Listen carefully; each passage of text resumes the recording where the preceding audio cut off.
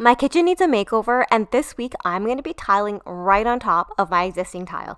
This tile is dated and old, and I just really need to refresh it to brighten up the space. So I'm trying two different methods to tile right on top of my backsplash and see which one works better. I'll also be building a custom hood vent, so let's go. Let's talk about tiling for a second. This has been the day that I've been literally waiting for since we moved in, covering up this backsplash. Now, of course, there's two options that I could do. I could do a peel and stick tile, and this is what I did in my coffee nook, and I think it looks really good, okay? It's held up really well. Then we could do real tiles.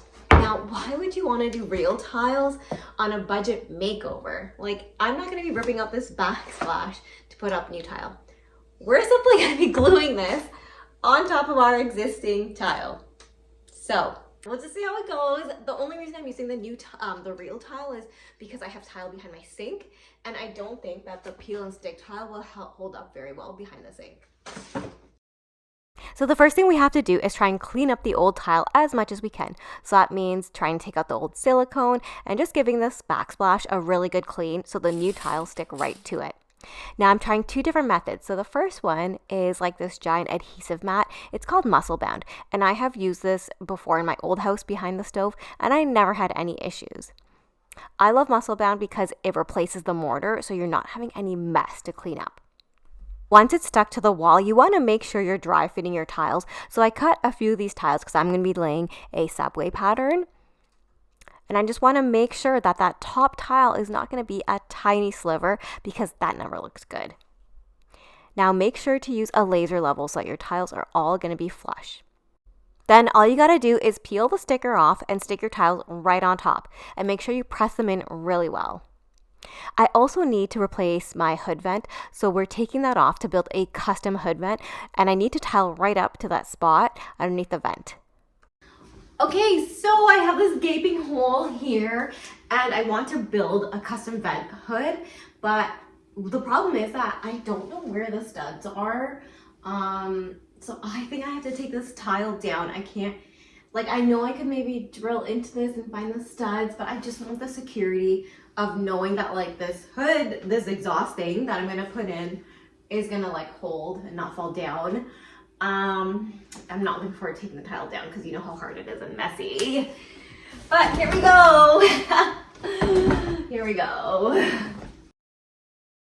So removing these tiles is a lot harder than I anticipated, and even though I used my multi-tool, I just could not get them off. So we'll have to think of something else. I've set up my laser level here. I'm actually going to be using construction adhesive on the back of the tiles, and I'm going to glue like 3 or 4 at a time and then stick them on. I chose to get this caulking gun. You don't need it, but construction adhesive is actually very hard to squeeze out of like a regular caulking gun. So this one's like electronic, and I used it before and I really liked it. So I think this is gonna go really fast, and we'll just cross our fingers and hope it looks really good.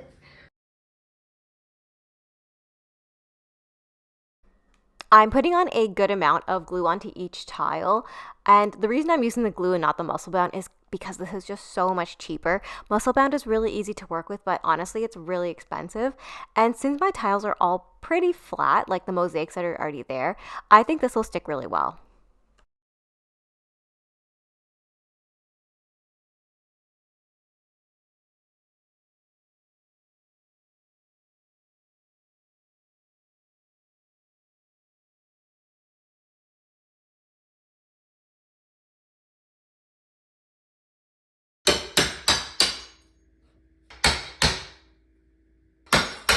Okay, I need to cut a tile piece for here and for here, so this is really easy.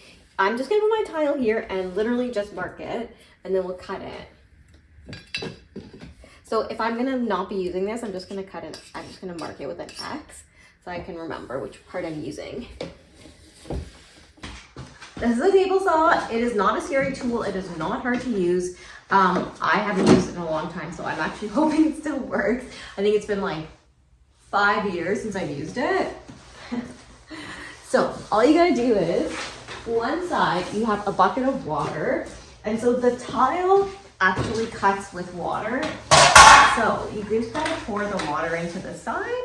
Okay, you pour the water in. This gets really messy, so make sure you're wearing something you don't care about, like an old coat. And then you just want to make sure you have eye protection because these are like little shards of glass. And then I've already marked my tiles where I'm cutting them. This also has a guard, meaning that you can butt it up so you can get a nice straight line. Okay, you can also take the guard off if you're doing like you can't really do curves with this, but yeah, if you don't want the guard. I like to use it because it gives you a straight line. I prefer using a wet saw, and I know I call this a table saw, sorry, it's a wet tile saw. I prefer to use these over the snap and score tile cutter because I feel like with the snap and score cutter, you get a lot more chips. Next, we're going to tackle this tile that goes right around the cabinet, and we just want to make a bunch of little lines, and then we will be able to cut this out. Perfect. It's exactly what I wanted.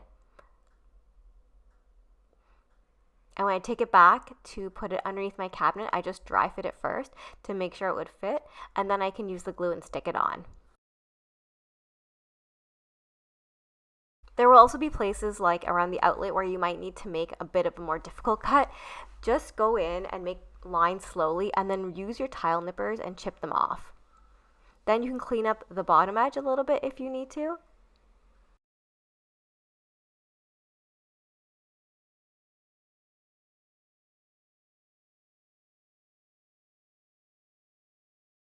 And just like that, I am done tiling the kitchen, and the next step is to grout.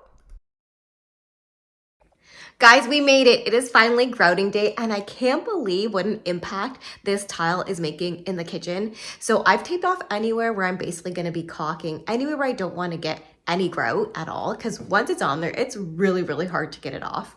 And I'm using pre-mixed grout. This is like a small kitchen, so I don't need to do like a ton of mixing, just use the pre-made stuff.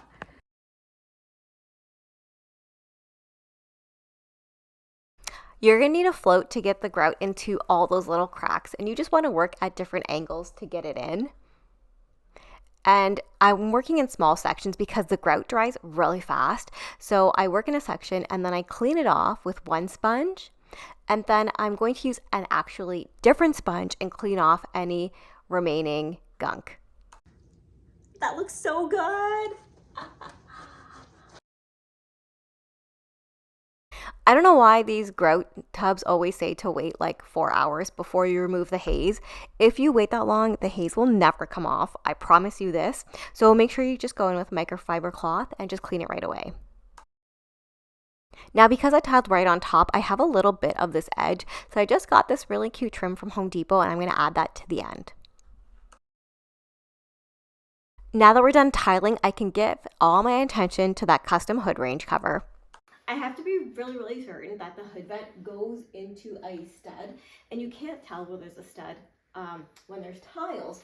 And I tried to use a stud finder up here, and I could not find the stud, so I ended up drilling a bunch of holes, and I found there's only one stud in the middle, which is really not ideal because you want to anchor something like that into like a few different spots. Now, it's not very heavy, but I just wanted to be double sure that like I definitely hit the stud. So I actually just cut a bit of the ceiling up here. And what's interesting is like I thought the stud would be flat like this, so I have more surface to like put, you know, my hood vent into. It's actually like this, which makes it really tiny. And I'm really glad I cut that out to see that. So now I know I have like a very small line that I actually have to attach the hood vent to.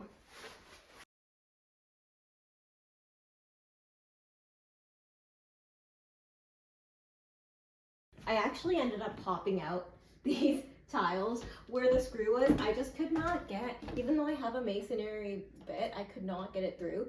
So I just popped these tiles out, and then it was just so much easier to drill it in.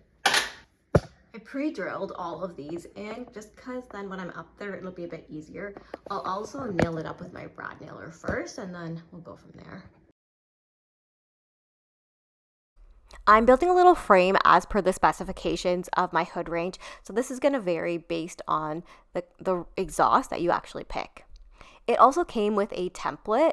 So I traced the template onto a piece of MDF, and now I'm going to cut it out with my jigsaw.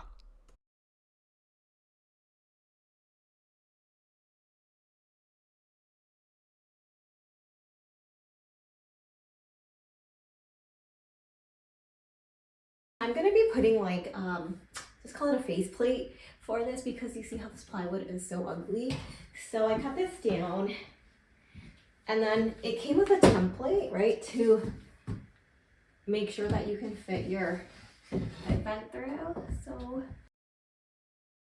this is like a puzzle piece, and you want to think a little bit before you actually install the exhaust of what you need to do. I need to get my husband to help me lift it up because it was just such a tight fit, and then I was able to secure it into this frame that I built. The next part was just making it really pretty, and I'm so happy with how this turned out. I just used a 1/4 inch MDF, and I just thought about what shape I wanted it to be, and I wanted to have a slight angle. And first I traced it onto cardboard, and then I traced it onto my MDF, and then cut it out. Next, I used a little bit of trim just to cover up all the unsightly parts. Okay. So there's definitely some imperfections here, like as an example, right here, like I don't know if you can really see this, but in real life you can. So I have this molding, it's like a 90-degree angle. It's called a corner trim. So I'm gonna put it here and it wraps around both sides. So I'll be putting it like pretty much everywhere that I would need to make it look finished. By now, you know that trim is just my favorite thing. You can use it at any place just to cover up any of those unsightly gaps, and it makes everything look so much more professional. And I'm using a pin nailer just because this trim is so tiny, and I know that a brad nailer would just split this trim. I don't know quite why, but something about trim just makes this look so much better. I'm also taking all my cabinets up to the ceiling. I don't know why, but my builder left like an 11-inch gap at the top. So I'm just pre-painting my crown molding and the trim. And then I'm going ahead and priming the hood range cover and also painting it.